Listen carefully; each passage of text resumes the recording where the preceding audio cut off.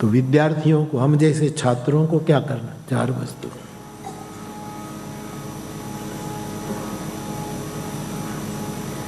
द्रव्य यज्ञ ततो तपो यज्ञ योग यज्ञ तथा। 4 ही पाठ्यक्रम, 4 ही सब्जेक्ट हमारे लिए, 4 ही। इतना करना। द्रव्य यज्ञ, द्रव्य यज्ञ करना है हमें गुरु के पास में। द्रव्य यज्ञ का मतलब है हमारे पास जो भी क्षमता हो, समझ की, संपत्ति की, समय की, जो भी परमात्मा ने हमें क्षमता दी हो, तो इस क्षमता को निष्काम भाव से दूसरों के लिए अर्पण करना, ये द्रव्य यज्ञ। स्वामी राम सुखदास, मेरा अर्थ नहीं, स्वामी राम सुखदास जी का द्रव्य यज्ञ। जिसका होगा मैं बताता जाऊंगा, कभी भूल जाऊं तो सॉरी, बाकी उनका अर्थ है हमारी क्षमता का निष्काम भाव से दूसरों के लिए सदुपयोग करना, ये द्रव्य यज्ञ।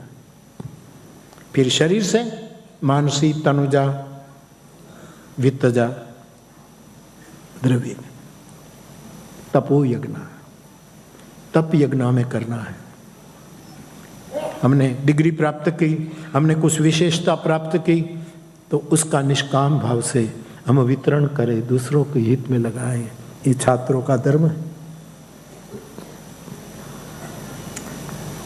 द्रव्य यज्ञ, तपो यज्ञ, तप यज्ञ। हम कर्म किए बिना एक क्षण नहीं रह पाएंगे, ऐसा गीता का विधान है।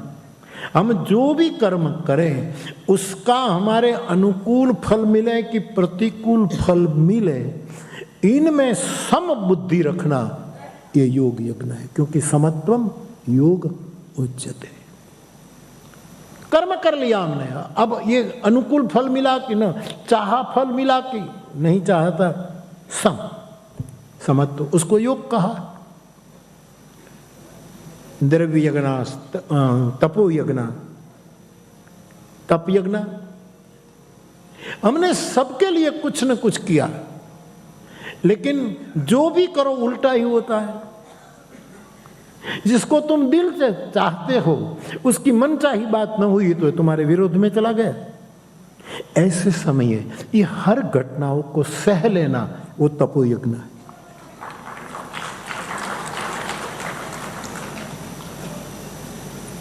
द्रव्य यज्ञ, तपो यज्ञ, योग यज्ञ तथा परे। फिर योग यज्ञ, स्वाध्याय ज्ञान यज्ञाश्च यतयः संचित व्रता।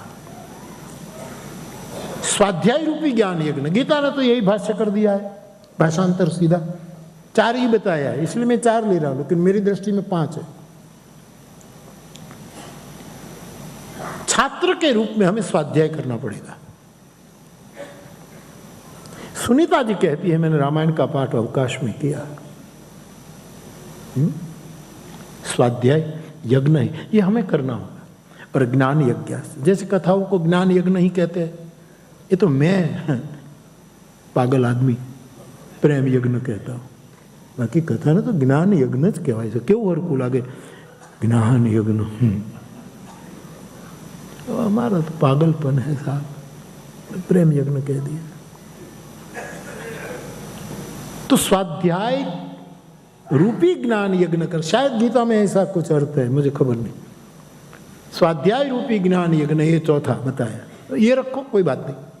अथवा तो 5 यज्ञ करना हो तो स्वाध्याय एक यज्ञ, निरंतर अपने इष्ट ग्रंथ का पारायण करना, इस स्वाध्याय यज्ञ।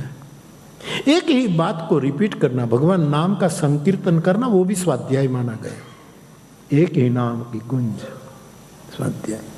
और ज्ञान यज्ञास्त्र, तो स्वाध्याय रूपी यज्ञ करना, ये भी अर्थ दिया गया। और 5 करना है तो ज्ञान यज्ञ को विलक करो, ज्ञान यज्ञ, ये हमें करना है। हमें समझदार बन करके आनंदा विश्वविद्यालय से निकलना है। हमें द्रव्य यज्ञ का, क्षमता का जगत के लिए वितरण करना है। हमें कोई भी घटना में सम रहना है, और हमें कुछ भी हो जाए सहन करके तप यज्ञ करना है, निरंतर स्वाध्याय। तो ये कुछ परिकल्पना नहीं है, मानस में ये सब है। हम और आप उसके आश्रित हैं और इससे हम प्रेरणा लें।